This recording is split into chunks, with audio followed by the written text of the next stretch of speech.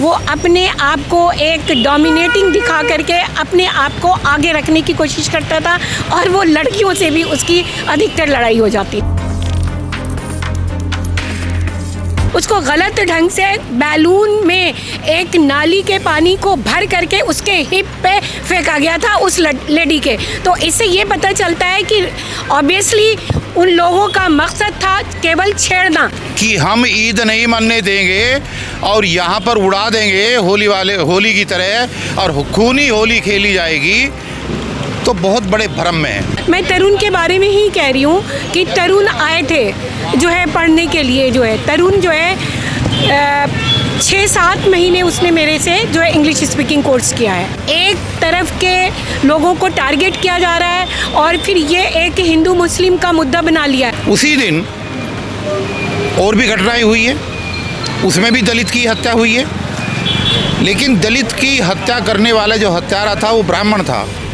उसका ना तो मकान गिराया गया, ना उसका फ्लैट तोड़ा गया। तो यही झगड़े को एक हिंदू मुस्लिम में कन्वर्ट किया जा रहा है। वो एग्रेसिव टाइप का बच्चा था कि जब भी उसको कुछ समझाया जाता था तो वो फ़ौरन भड़क जाता था। कि हमारे साथ एक खास महिला मौजूद है। ये महिला तरुण की इंग्लिश टीचर रह चुकी है। अब तरुण उस वक्त क्या व्यवहार था उनका, वो कैसे वहाँ पर रहते थे, बहुत कुछ खुलासे यहाँ पर करेंगे। मैम आपका नाम? शाहिना परवीन। तरुण को कब से पढ़ा रही हैं? पढ़ा नहीं रही हूँ, मैंने 2020 में, मैं एक एडवोकेट और टीचर दोनों ही हूँ, और मैंने 2020 में अरुण को इंग्लिश स्पीकिंग पढ़ाया था। जब अरुण आया था कई बच्चों के साथ आया था और उस समय उसने हमारी कोचिंग ज्वाइन की थी।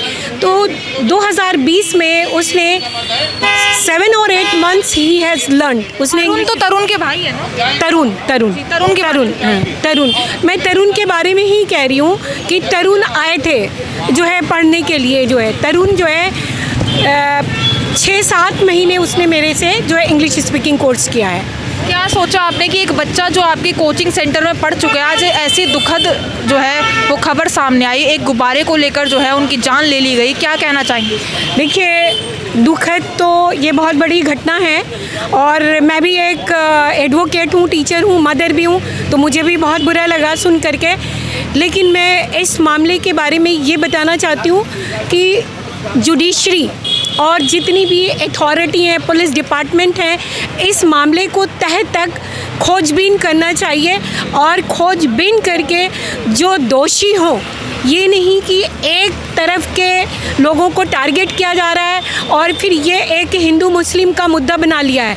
ऐसा कुछ नहीं। तरुण ऐसी जगह पे रहता था जहाँ पे अगर 50% हिंदूज़ हैं तो 50% मुस्लिम भी रहते हैं, लेकिन ज़्यादातर लोग आपस में वहाँ पे मिल के रहते थे।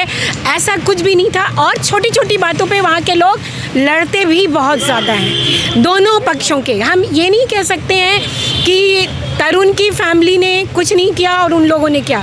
दोनों पक्षों का काफ़ी दिनों से जो है छोटी छोटी बातों पे लड़ाई झगड़े चल रहे थे। जैसे इतनी जानकारी, आप भी उत्तम नगर में रहती हैं? हाँ, मैं उत्तम नगर में रहती हूँ और मेरे पास ज़्यादातर जो हैं जे कॉलोनी के और ओम विहार के बच्चे जो कि इंग्लिश स्पीकिंग करने के लिए आते हैं, और फिर मैं अक्सर वहाँ पे भी जाती रहती हूँ शॉपिंग वॉपिंग करने के लिए, क्योंकि वहाँ पे एक शनि बाज़ार मार्केट है। तो मैं अच्छी तरह से जानती हूँ। आप कह रही कि दोनों पड़ोसियों को समझना चाहिए, दोनों पड़ोसी हैं, ऐसे लड़ाई झगड़े में कुछ नहीं है, लेकिन लड़ाई तो हुई सिर्फ एक गुब्बारे की वजह से जो एक बच्ची ने फेंका था। तो इसको तो माफ़ किया जा सकता था। इसमें ये मुद्दा इतना बड़ा कैसे कि हाथापाई में ये सब चीज़ हो गई और एक शख्स की जान चली? देखिए, ऐसा कुछ भी नहीं है कि गुब्बारा बच्ची ने फेंका हो, ऐसा कुछ भी नहीं है। पुलिस तो यही कह रही है। पुलिस जो है गलत नैरेट कर रही है और फिर उनको भी जो बताया जा रहा है वो नैरेट कर रहे हैं। उनका कोई अभी रोल नहीं है, कोई इन्वेस्टिगेशन नहीं है उनकी। पुलिस भी गलत कह रही है, जिन लोगों के साथ हुआ ये भी गलत कह रहे हैं, तो सच कौन कह रहा है? नहीं, मैं आपसे कह रही हूँ कि अभी इन्वेस्टिगेशन कंप्लीट नहीं हुई है। मे बी पुलिस ऑफिसर्स जो भी बात कर रहे हैं वो उनकी ज़ुबानी बात कर रहे हैं, क्योंकि ज़्यादातर लोग तरुण के घर जा रहे हैं एक हमदर्दी जताने के लिए। तो जो वहाँ पे उन्होंने फेस कर रहे हैं वो चीज़ को पुलिस वाले डिस्क्राइब कर रहे हैं, लेकिन उनका क्या है, अभी इन्वेस्टिगेशन अभी कंप्लीट नहीं है। इन्वेस्टिगेशन के बाद ये पता चलेगा कि किसकी गलती है। मैम सच तो वही जाना जाता है ना जिसके पास प्रूफ हो, सारी जानकारी हो। जो दूसरा पक्ष है, जो मुस्लिम पक्ष है, उनके पास ना तो कोई प्रूफ है और ऊपर से पुलिस पर ही इल्ज़ाम लगा देना कि पुलिस सारे सबूतों को मिटा रही है, तो ये कहाँ तक सही है?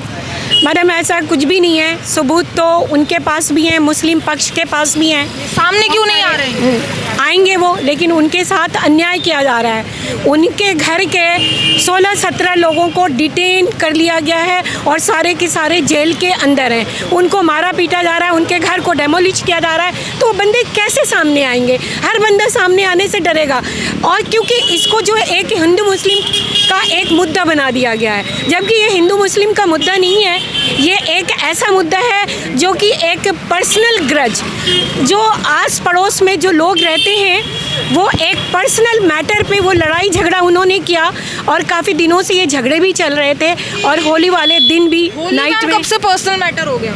नहीं, होली पर्सनल मैटर मैं आपको ये नहीं कह रही हूँ, उनका पर्सनल मैटर, जैसे कि वो एक दूसरे के नेबर हैं, तो नेबर होने के नाते कभी उनकी मदर ने झाड़ू लगाया तो कूड़ा उधर फेंक दिया, कभी नाली गंदी है तो नाली उधर से पानी आ रहा है। तो ये इस तरह के छोटे छोटे उनके भी पड़ोसों का झगड़े वाली बात हो गई। हाँ, तो यही झगड़े को एक हिंदू मुस्लिम में कन्वर्ट किया जा रहा है और मुस्लिम को एक ह्यूमिलिएट किया जा रहा है, और ये जितने भी बीजेपी के आरएसएस के मेंबर्स हैं इन्होंने इनको कन्वर्ट कर दिया है। इनको ऐसा नहीं है कि वो तरुण की फैमिली से बहुत ज़्यादा मोहब्बत है, उल्फत है, तब ये ऐसा कर रहे हैं तरुण की फैमिली को आगे बढ़ाने के लिए, ऐसा कुछ भी नहीं है। आप तरुण की अपना पॉलिटिकल व्यूज़ को, ओपिनियन को, अपने वोट को एक सिक्योर करना चाहते हैं, पब्लिक के सामने अपने प्लेटफॉर्म को बनाना चाहते हैं, अपनी एक फेस वैल्यू को बनाना चाहते हैं, मुस्लिम के अंदर एक टेरर को क्रिएट करना चाहते हैं, इसीलिए इस तरह की चीज़ें को क्रिएट की जा रही है। अच्छा, आप टीचर, आप कितना जानती है तरुण? मैंने आपको बताया है कि मेरा उसका जो है 6-7 महीने 8 महीने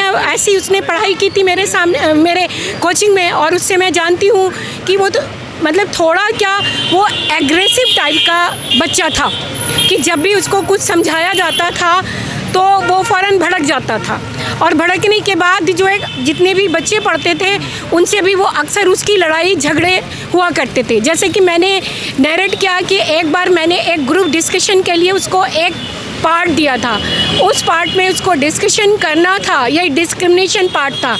उसमें जो है 2 लड़कियां एक साइड थी जिनका नाम था सायमा खुशी और एक सुनीता कुमारी, और ये थे। तो वो आपस में अगर ग्रुप डिस्कशन के लिए दिया जाता है तो एक बंदे की मेंटालिटी होती है, समझ करके अपने ग्रुप को जो है प्रोटेक्ट करते हैं, उसको बचाते हैं, लेकिन तरुण ने ऐसा नहीं किया। तो इस तरह से कई बार ऐसे वाक़यात होते थे और मुझे बहुत अच्छे ढंग से उसको टैकल करना पड़ता था, बेटा बेटा कह के समझाना पड़ता था कि बेटे ऐसे मत करो, अब ये आपका वैसा मसला, आप घर पे इस तरह की बातें रखिए। तो इस तरह से तरुण का भी सीधा ये कहना है कि झगड़ा उनसे होता था जो दूसरे समुदाय के, आपका ये कहना है सीधा? नहीं, मेरा आपसे ये कहना है कि ये एक क्लास का मामला है, मसला है, जहाँ पे बहुत प्यार से सब कुछ डील करते हैं। जब हमने आपको एक ग्रुप पे ग्रुप डिस्कशन करने के लिए दिया तो आपको एडजस्ट करना है अपने ग्रुप के साथ, लेकिन वो ऐसा कभी नहीं करता था। वो हमेशा जो है वो अपने आप को एक डोमिनेटिंग दिखा करके अपने आप को आगे रखने की कोशिश करता था, और वो लड़कियों से भी उसकी अधिकतर लड़ाई हो जाती थी। देखिए, मुस्लिम पक्ष के जो एडवोकेट है उनका कहना है कि पहले महिला को छेड़ा गया तरुण द्वारा, तो आपको लगता है कि ऐसा कुछ तरुण कर सकता है? देखिए, इस मामले में मैं ज़्यादा कुछ तो नहीं कह सकती हूँ, लेकिन ये ज़रूर कह सकती हूँ कि उसका नेचर एग्रेसिव था, अपनी बातों को रखने के लिए वो कुछ भी कर सकता था। तो जो इस दुनिया में नहीं है अभी, और ऐसे कैरेक्टर असैसिनेट करना आपको लगता है कि ये सही है? क्योंकि यहाँ पर तो आपको फैमिली के साथ होना चाहिए, क्योंकि तरुण आपका स्टूडेंट है, एक तरीके से आप ही के बच्चे जैसा है, तो आपको नहीं लगता कि आपको तरुण का साथ देना चाहिए? जी, मैं आपको ये बताना चाहती हूँ कि मैं एक ईमानदारी के साथ रहती हूँ, ऐसा नहीं है। मैं आपने जैसा बताया कि एक टीचर का कोई मतलब नहीं होता है कि कैरेक्टर को एसिसिनेट करे, लेकिन आपने हमसे पूछा कैसा नेचर का था, तो इसलिए मैं आपको बता रही हूँ कि वो एग्रेसिव स्वभाव का था और मुझे उसे बहुत प्यार से टैकल करना पड़ता था। मैंने आपको ये बताया, और उनकी फैमिली के साथ मैं अभी भी हूँ, दोनों पक्षों के साथ हूँ, मुस्लिम पक्ष के साथ भी। लेकिन यहाँ पे इस मामले को, इस मुद्दे को एक हिंदू मुस्लिम को टारगेट करके और जितने भी मुसलमान हैं सबको टारगेट किया जा रहा है। उसको गलत ढंग से बैलून में एक नाली के पानी को भर करके उसके हिप पे फेंका गया था उस लेडी के। तो इससे ये पता चलता है कि ऑब्वियसली उन लोगों का मकसद था केवल छेड़ना, कि मुस्लिम पक्ष कुछ बोले और हम लड़ाई करें। आप तो अलग ही स्टोरी बता रहे हो, जैसे कहा जा रहा है बच्ची ऊपर थी, बालकनी में थी, उससे गुब्बारा गिर गया, वो अपने चाचा को मारने वाली थी लेकिन गलती से वो महिला को लग गया। अब आपकी तरफ से कहना कि नाले का पानी गुब्बारे में भर दिया जाए, तो ऐसा नहीं लग रहा कि मुस्लिम पक्ष को बचाने के लिए अब नई नई कहानियाँ बनाई जा रही? मरियम, ऐसा कुछ भी नहीं है। मैं मुस्लिम पक्ष को बचाने का प्रयत्न कर रही हूँ। मैंने आपको सच्चाई बताई है, being a teacher, being a lawyer. मैं एक रेपुटेड लॉयर, रेपुटेड टीचर भी हूँ और सभी लोग मुझे जानते हैं। तो कोई ऐसा नहीं है। तरुण अगर मतलब गलत होंगे तो तरुण को मैं कहूँगी, अगर मुस्लिम पक्ष के लोग गलत होंगे तो मैं उनको कहूँगी। और ये हमारा काम नहीं है इस चीज़ को डिसाइड करना, घर को डेमोलिश करना, गाली गलौज करना, सारे मुसलमान को जिहादी कहना, सारे मुसलमान को ये तमगा देना कि पाकिस्तान चले जाओ, तुम लोग जिहादी हो, तुम लोग मुल्ली हो। ये सारे अकॉर्डिंग टू ये डेमोक्रेटिक कंट्री है, उसके अकॉर्डिंग ये सारी चीज़ें नहीं होना चाहिए था। तो यहाँ पे हमें लगता है कि तरुण पक्ष के जितने भी लोग हैं वो गलत हैं। इस चीज़ को समझना चाहिए और उनको ये एक मैटर को प्रॉपरली सॉर्ट आउट करना चाहिए। ये एक जुडिशरी का काम है, ये एडवोकेट का काम है, ये पुलिस का काम है इस मैटर को सुलझाना, इन्वेस्टिगेट करना और उस मामले तक पहुंचना जहां पे जो गिल्ट हो, जो अपराधी हो, उस अपराधी को सज़ा देने का काम। ये एक आम इंसान का काम नहीं है। तो हमारे साथ दलित मुस्लिम यूनाइट से एक शख्स यहाँ पर मौजूद है, आइए इनसे भी जुड़ते हैं। और सर, यहाँ पर हैरानी की बात है कि जिनकी मृत्यु हुई है वो दलित है और जिन्होंने मारा है वो मुस्लिम है। तो इस मामले में आपका क्या कहना है, क्या आपके ओपिनियन है? देखिए, हमारा तो संगठन दोनों ही पक्षों को लेकर के एक साथ चल रहा है। अखिल भारतीय दलित मुस्लिम यूनाइटेड मोर्चे का राष्ट्रीय अध्यक्ष डीसी कपिल मेरा नाम है, इंजीनियर डीसी कपिल।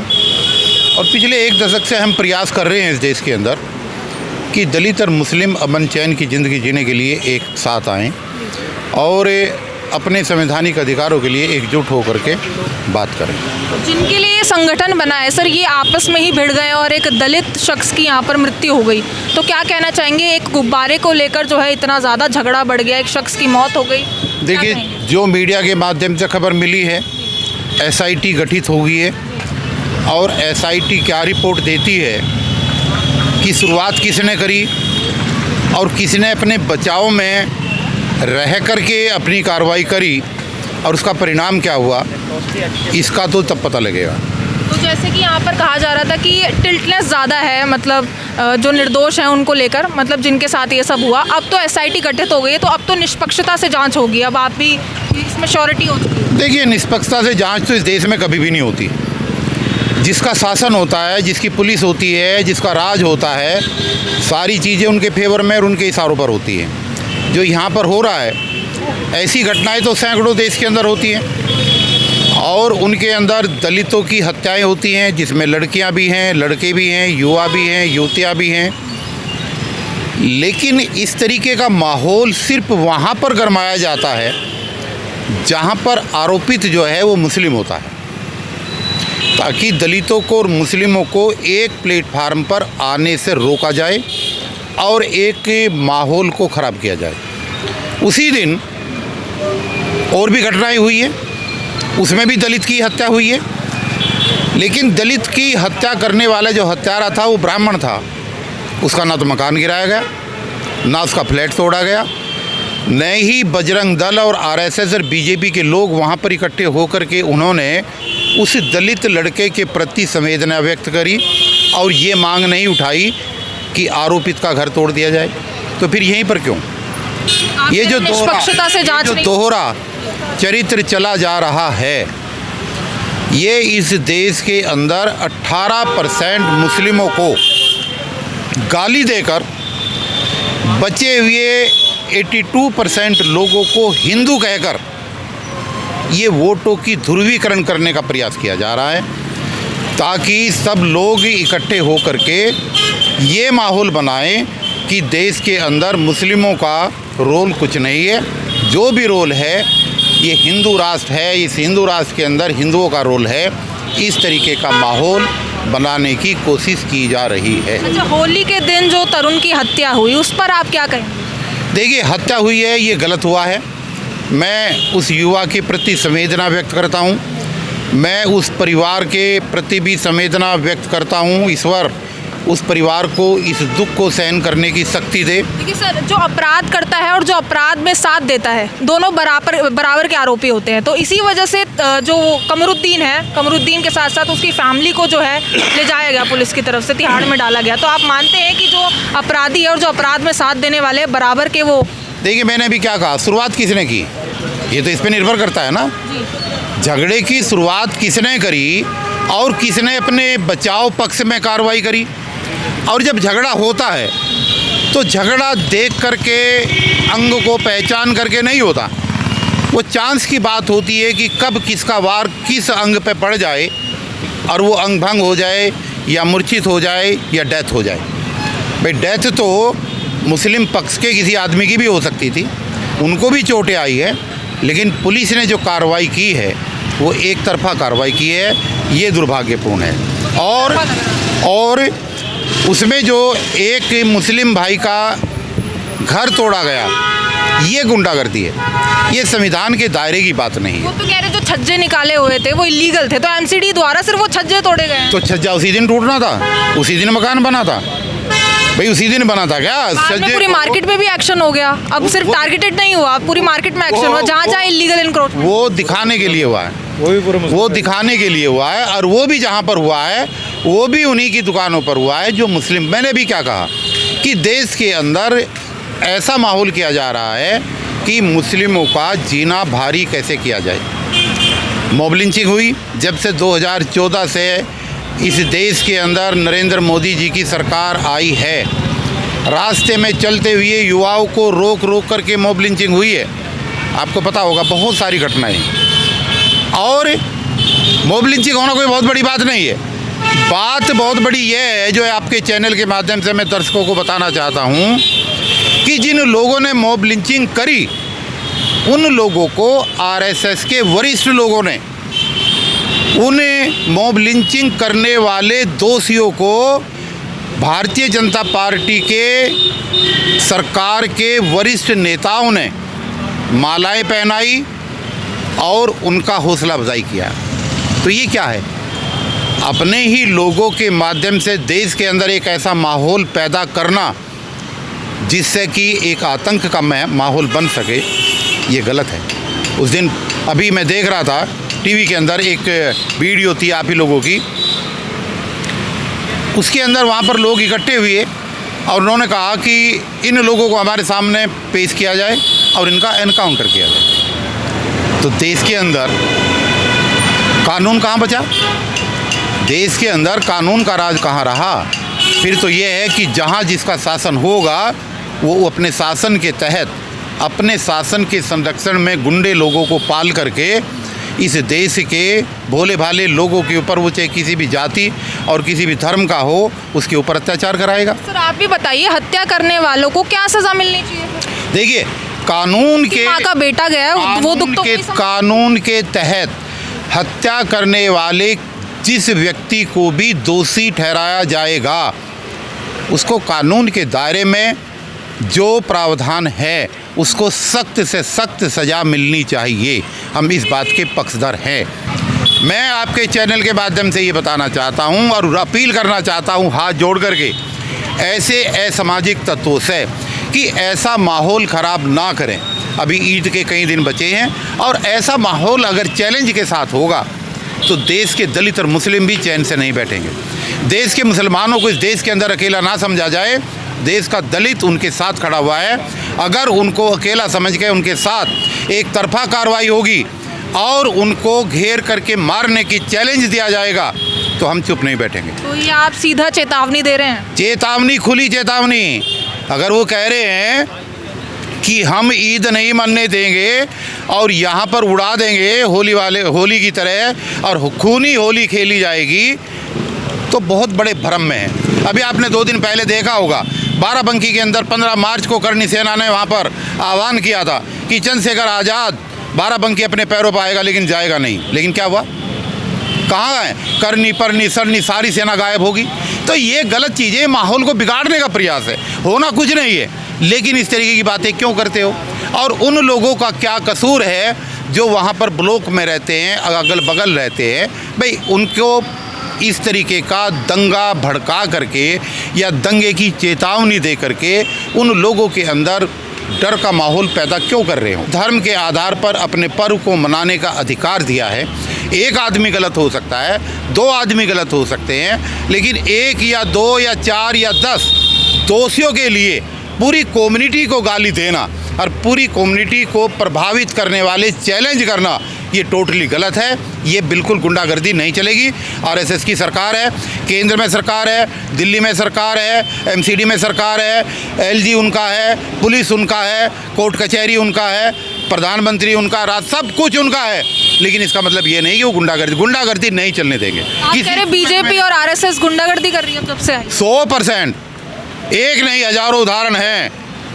मैंने क्या कहा अभी? अरे मॉब लिंचिंग करने वाले लोगों को अगर आरएसएस के लोग और बीजेपी के मंत्री जा करके अगर माला पहनाएंगे तो ये गुंडागर्दी नहीं है तो क्या है? अगर आरएसएस और बीजेपी के लोग अगर मस्जिदों के सामने तलवार और भाले और खंजर लेकर के अगर नंगा नाच करेंगे तो ये गुंडागर्दी नहीं है तो क्या है? इस देश के अंदर मैं आप ही से पूछना चाहता हूँ, आपके चैनल से पूछना चाहता हूँ, देश से पूछना चाहता हूँ कि क्या होली घर के अंदर मनाई जाती है? होली कहाँ मनती है? चौराहे पर लकड़ी रख करके बसंत पंचमी के दिन पूरे देश के अंदर होली मनाई जाती है। ठीक है, दिवाली कहाँ मनती है? दिवाली के पटाखे कोई घर में तो नहीं छुड़ाता, रोड पे छुड़ाता है ना। तमाम तरीके के हिंदूवादी व्यवस्था के त्यौहार हैं हमारी संस्कृति के, सनातनी संस्कृति के, जो सड़कों पर होते हैं। तो फिर देश के मुस्लिमों को सड़क पर नमाज़ पढ़ने के लिए क्यों रोका जा रहा? 1 घंटे में क्या कौन सी आपदा जाती है? ये क्या है? ये गुंडागर्दी नहीं है तो आप ही बताएंगे गुंडागर्दी नहीं है तो क्या है ये? और ये गुंडागर्दी क्यों की जा रही है? और जो लोग कर भी कौन रहे हैं? वो लोग कर रहे हैं जिनका देश की आज़ादी में एक रत्ती भर भी सहयोग नहीं है। जो लोग अगर आज ये कहते हैं कि मुस्लिमों का कोई सहयोग नहीं है तो इंडिया गेट पर जा कर के देखें और वहाँ पर नाम खुदे हुए हैं। 95,000 जिन लोगों ने अपनी आहुति दी है देश की आज़ादी के लिए, उसमें से 63,000 लोग मुस्लिम हैं। तो भाई यहाँ तो सबको जीने का अधिकार है। गुंडागर्दी मत करो। आज तुम्हारी सरकार है, कल किसी और की होगी। सर, कहा जा रहा है कि जो आरोपी फैमिली है उन पर एट्रोसिटी एक्ट लग गया है, तो ये क्या है? ये एक्ट क्या है? देखिए, देश के अंदर जब दलितों के ऊपर अत्याचार बढ़े तो 1989 के अंदर एक कानून बना उनकी सुरक्षा के लिए, जिसे अनुसूचित जाति जनजाति अत्याचार निवारण अधिनियम 1989 कहा जाता है। ठीक है, इसके अंदर परिवर्तन हुआ। 2018 में सरकार ने परिवर्तन करना चाहा तो देश की जनता सड़कों पे आई और 15 बच्चों की बलिदानी दे करके उस एक्ट को बचाया। और जब से ही हमारी डिमांड ये है कि आज जो चीज़ें 1989 के अंदर या 80 के दशक में जो दलितों के ऊपर हो रही थी, वही चीज़ें आज जब से नरेंद्र मोदी जी की सरकार आई है देश के अंदर, जब से वो चीज़ें मुस्लिमों के प्रति हो रही है। तो हमारा मानना तो ये, हमारी डिमांड ये रही है कि उनको भी उस एक्ट के दायरे में लाया जाए। एक्ट की जहाँ तक बात है, अरे भाई एक्ट अगर लगाना है तो लखनऊ में जहाँ पर हुआ है, जहाँ दलित की हत्या हुई है, एक ब्राह्मण ने की है, वहाँ पर एक्ट क्यों नहीं लगाया? वहाँ भी तो एक्ट लगना चाहिए। इसलिए पिक एंड चूज़ करके एक्ट को लगा करके माहौल को ख़राब ना किया जाए। ये बात सत्य है कि तरुण अनुसूचित जाति से संबंधित है, और ये भी बात सच है कि जो पक्ष है दूसरा, जो आरोपी है जिसके माध्यम से ये डेथ हुई है, ये मर्डर हुआ है, वो ओबीसी के वर्ग के अंदर आता है। तो एक्ट के तहत तो ठीक है, लेकिन एक जैसा रवैया रखो और एक जैसा रवैया रख करके देश के अंदर सौहार्दपूर्ण वातावरण बनाने की कोशिश करो। पिक एंड चूज़ ना करो, पिक एंड चूज़ नहीं चलने दिया जाएगा। तो आरोपी फैमिली के वकील से हमने यहाँ पर बात की, कुछ और लोग हमारे साथ शामिल थे, और जैसे कि कहा जा रहा है कि यहाँ पर जो है अब एक 80 वर्ष के एक बुजुर्ग को भी कस्टडी में लिया गया और कई दिनों तक जो है उनसे पूछताछ की गई। अब सवाल ये है कि आखिर उन लोगों को क्यों पकड़ा गया जो उस लड़ाई में उस वक्त शामिल भी नहीं थे, और कई आरोप यहाँ पर लगाए जा रहे हैं। जैसे कहा जा रहा है कि निष्पक्षता से जो है जांच नहीं हो रही है, एक तरफा जो है जांच की जा रही है, दूसरे जो है पक्ष है उनकी सुनी नहीं जा रही है और एक तरीके से जो है यहाँ पर कानून व्यवस्था पर सवाल जो है यहाँ के वकील उठाते हुए नजर आ रहे हैं। बाकी यहाँ पर आपकी जो कुछ राय हो इस वीडियो को लेकर कमेंट सेक्शन में ज़रूर साझा कीजिएगा और ऐसी ही दिल्ली से जुड़ी तमाम खबरों के लिए देखते रहिए दिल्ली अप टू डेट।